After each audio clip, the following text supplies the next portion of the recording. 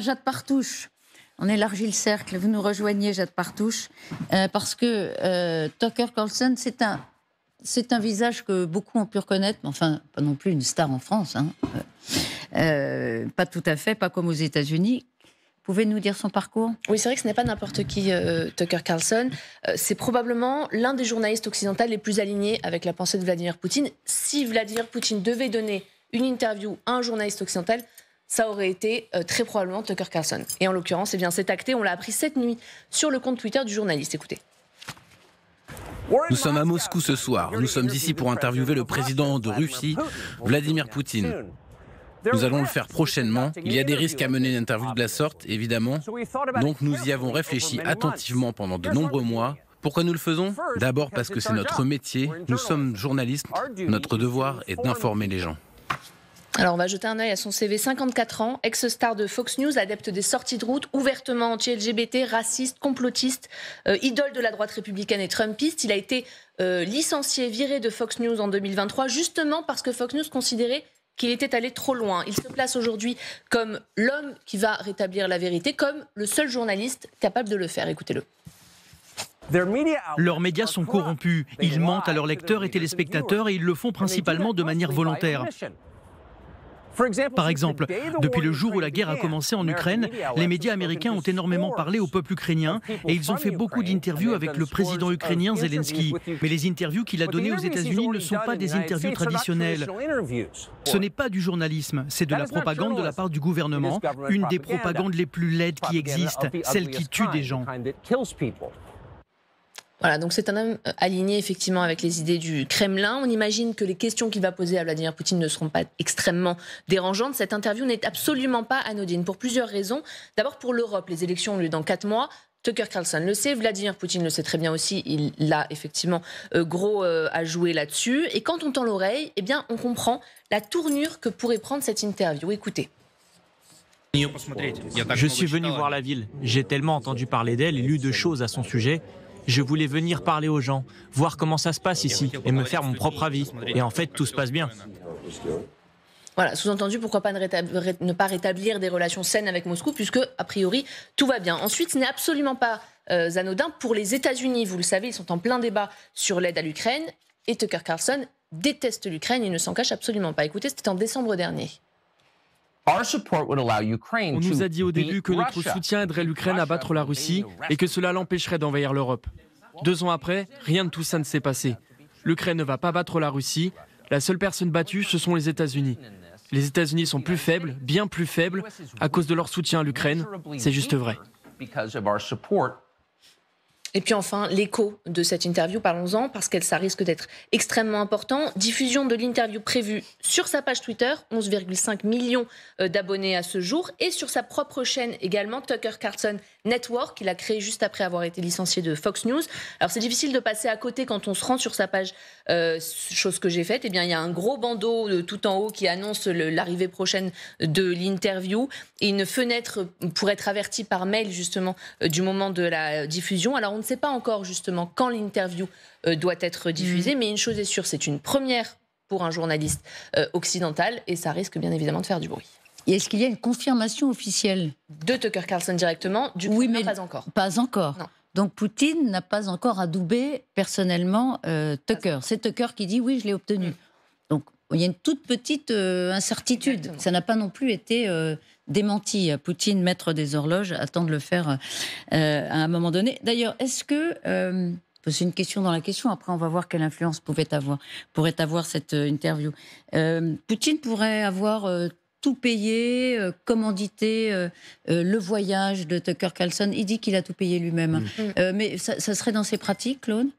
Ça pourrait être dans ses pratiques, mais je pense qu'en effet, Tucker Carlson a pris ses précautions, puisqu'il a écrit qu'il avait payé son voyage et il ne veut pas être accusé d'avoir fait cette démarche pour l'argent. Alors il va passer quelques jours à Moscou, naturellement. Il a tout compris de la vie à Moscou. Il était au Bolchoï avant-hier soir, il est dans les restaurants, etc. Ça, c'est peut-être quand même à l'invitation de certains amis russes. On ne sait pas lesquels. Mais je pense que Poutine a tout intérêt, en effet, à faire ce genre d'interview. Il avait fait d'ailleurs, rappelez-vous, il y a quelques années, il y a 6 ou 7 ans, une très longue interview qui avait donné lieu à un film avec Oliver Stone. Et Oliver Stone l'avait interrogé de façon totalement complaisante dans un décor du Kremlin.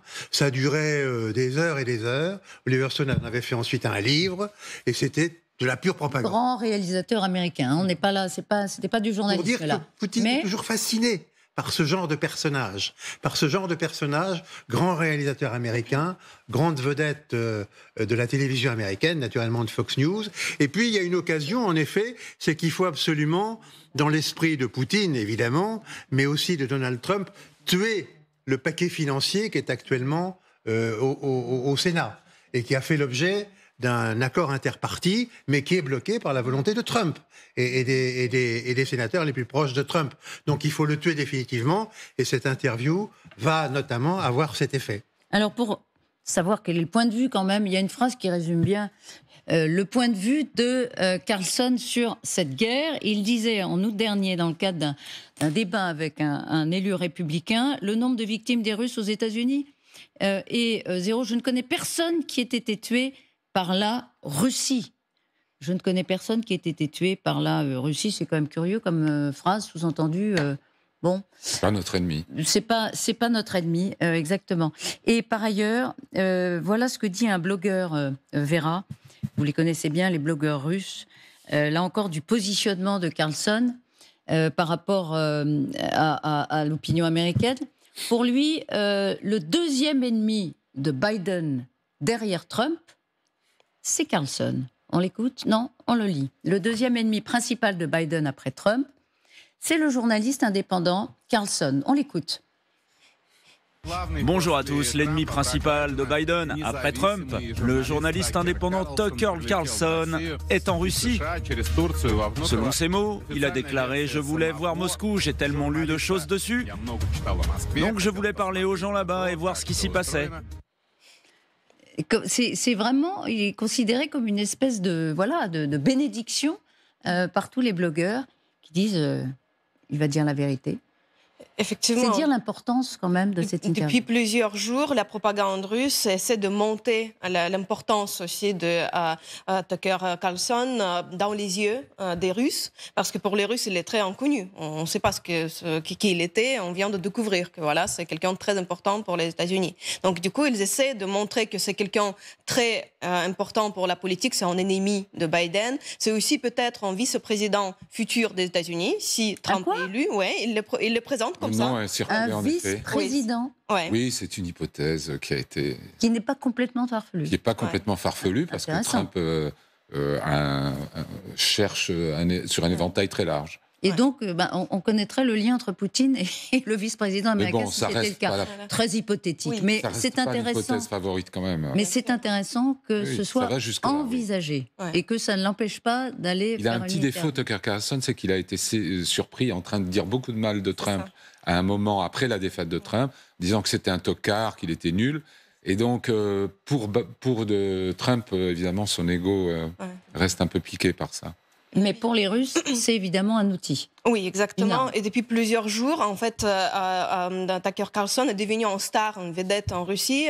Les journalistes le suivent pas à pas, jusqu'au point où il a déjeuné, qu'est-ce qu'il a mangé, qu'est-ce qu'il a vu, quelles sont ses premières impressions sur la Russie. Et jusqu'au point qu'en quelques moments, même les propagandistes eux-mêmes, entre eux, il y avait une division, parce qu'il y avait ceux qui disaient, bon, il y a trop de tension. C'est comme, voilà, pour nous, c'est un tel événement qu'il y a quelqu'un de l'Occident, un Américain, qui paie attention à notre pays, à notre société, à nos problèmes, que voilà, c'est peut-être un peu trop. Mais on a vu que Vladimir Solovyov, quand même le propagandiste en chef, qui à mon avis qui quand même assure le ton, comment il faut traiter les événements en Russie, lui, il a dit que non, il faut pas tomber dans ce piège, c'est très important cette personne, c'est lui qui va transmettre la vérité de la bouche de Poutine au monde entier, notamment aussi à la société américaine. En même temps, c'est très intéressant que les propagandistes montrent aussi les conditions avec lesquelles Carlson est venu à Moscou.